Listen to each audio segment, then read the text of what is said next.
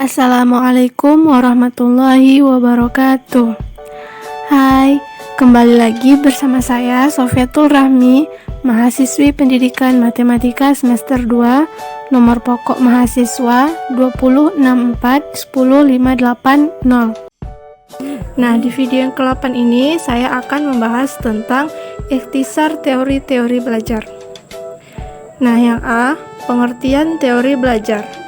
Teori merupakan seperangkat preposisi yang di dalamnya memuat ide, konsep, prosedur, dan prinsip yang dapat dipelajari, dianalisis, dan diuji kebenarannya.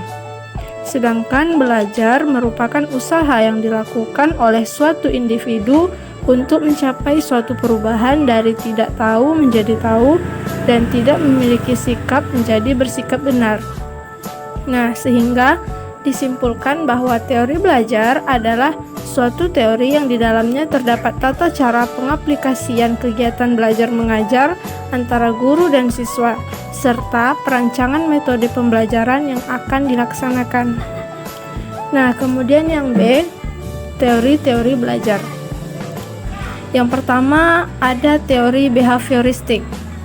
Nah, teori ini merupakan teori dengan pandangan tentang belajar adalah perubahan yang dialami siswa dalam hal kemampuannya untuk bertingkah laku dengan cara yang baru sebagai hasil interaksi antara stimulus dan respon.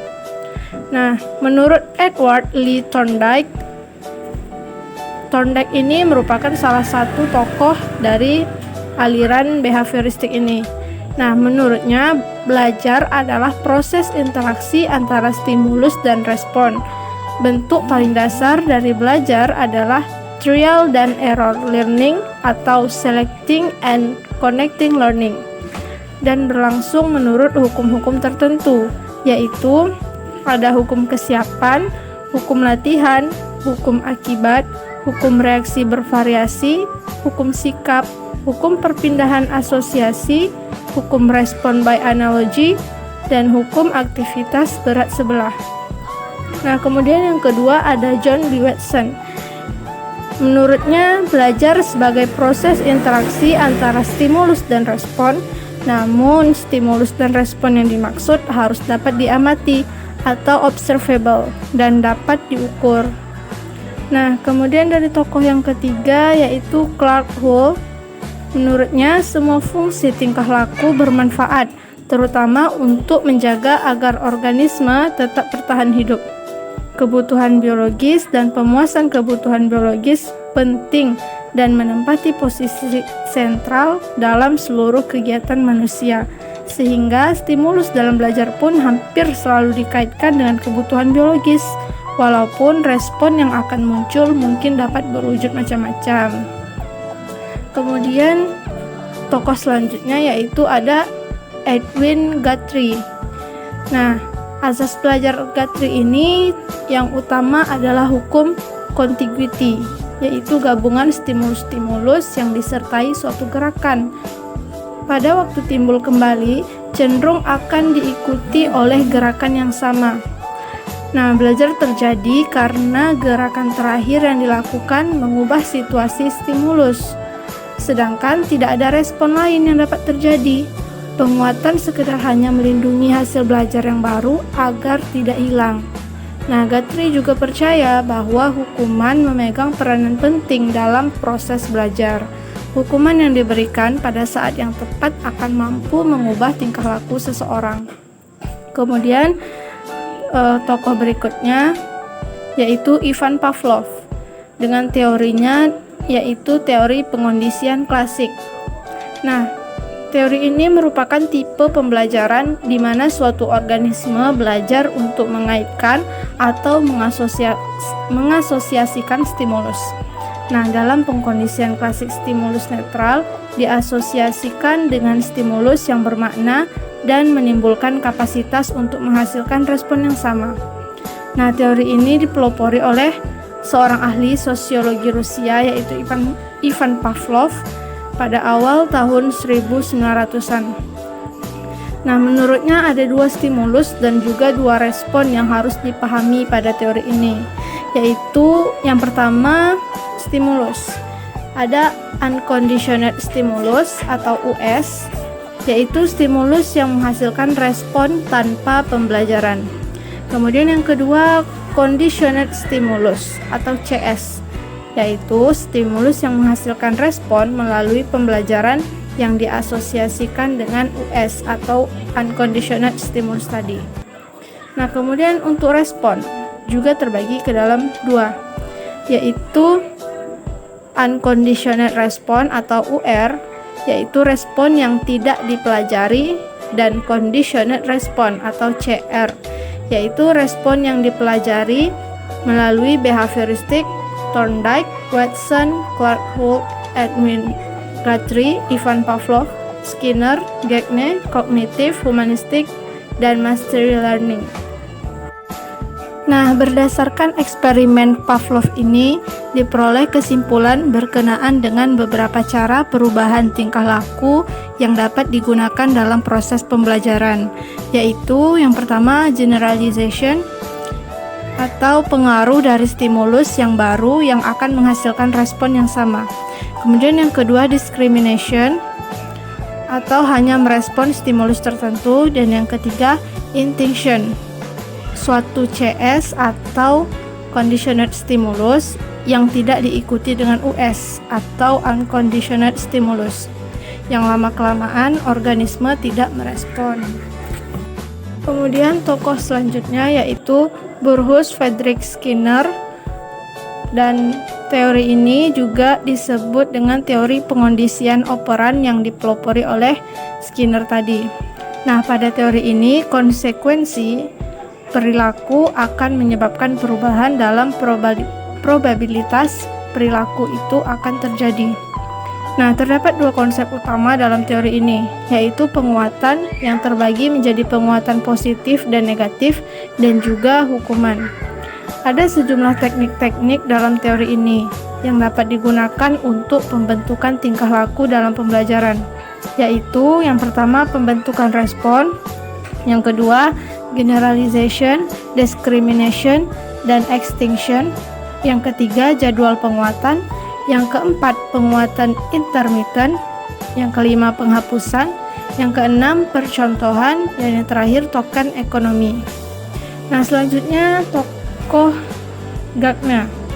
Nah, menurut Gagne ini belajar memberi kontribusi terhadap adaptasi yang diperlukan untuk mengembangkan proses yang logis, sehingga perkembangan tingkah laku adalah hasil dari efek belajar yang kumulatif.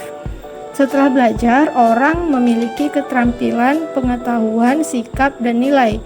Timbulnya kapabilitas tersebut berasal dari yang pertama, stimulasi yang berasal dari lingkungan. Yang kedua, proses kognitif yang dilakukan siswa.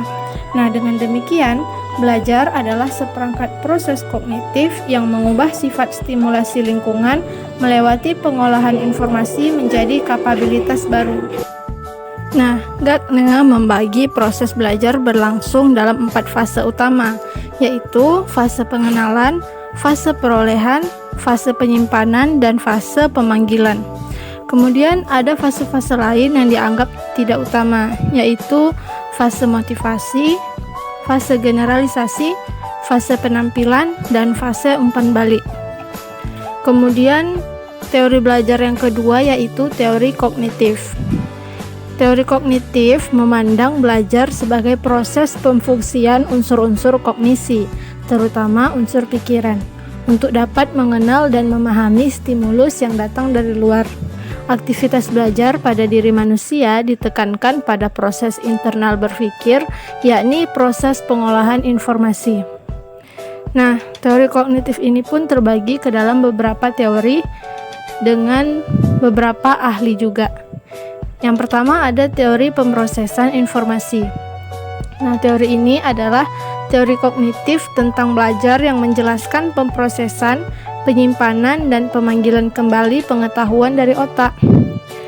Nah, yang ini menurut Slavin pada tahun 2000, yaitu pengetahuan dari otak yang menjelaskan bagaimana seseorang memperoleh sejumlah informasi dan dapat diingat dalam waktu yang cukup lama.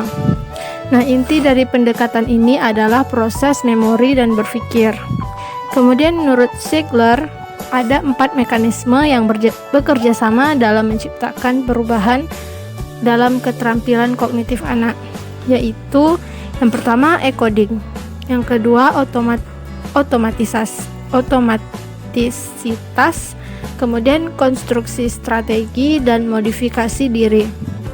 Kemudian yang kedua teori Gestalt. Teori Gestalt adalah sebuah teori yang menjelaskan proses persepsi melalui pengorganisasian komponen-komponen sensasi yang memiliki hubungan, pola, ataupun kemiripan menjadi kesatuan. Nah, dalam hal ini Ahmad Sudrajat menguraikan beberapa aplikasi teori Gestalt dalam proses pembelajaran. Antara lain, yang pertama pengalaman tilikan, kemudian pembelajaran yang bermakna, kemudian perilaku bertujuan, kemudian prinsip ruang lingkup, dan yang terakhir transfer dalam belajar. Kemudian selanjutnya teori metakognisi. Metakognisi adalah suatu kemampuan individu berdiri di luar kepalanya dan berusaha merenungkan cara dia berpikir atau merenungkan proses kognitif yang dia lakukan. Nah, orang yang pertama memperkenalkan istilah metakognisi ini adalah John Flavel. Ia membagi metakognisi ke 4 variabel yang penting, yaitu yang A, variabel individu, yang terdiri dari 2 variabel, yaitu variabel intra-individu dan variabel antar-individu. Yang B, variabel universal, yang C, variabel tugas, dan yang D, variabel strategi.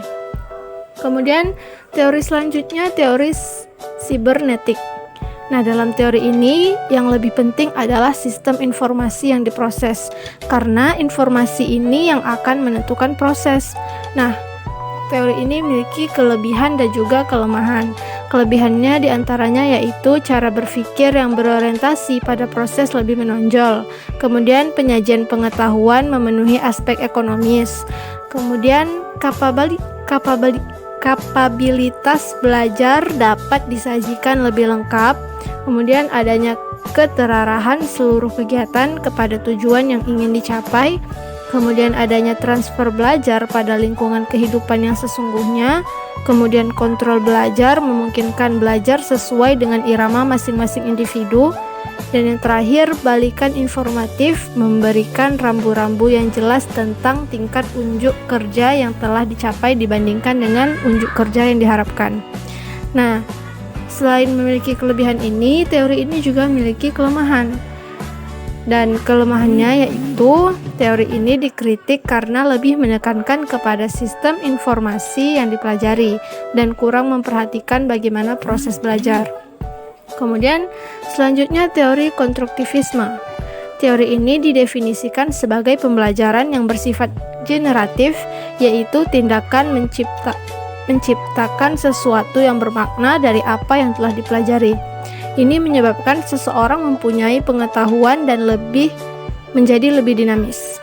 Kemudian teori ini memandang bahwa yang pertama, belajar berarti mengkonstruksikan makna atas informasi dari masukan yang masuk ke dalam otak. Yang kedua, peserta didik harus menemukan dan mentransformasikan informasi kompleks ke dalam dirinya sendiri. Yang ketiga, peserta didik sebagai individu yang selalu memeriksa informasi baru yang berlawanan dengan prinsip-prinsip yang telah ada dan merevisi prinsip-prinsip tersebut apabila sudah dianggap tidak bisa digunakan lagi. Kemudian yang keempat, peserta didik mengkonstruksikan pengetahuannya.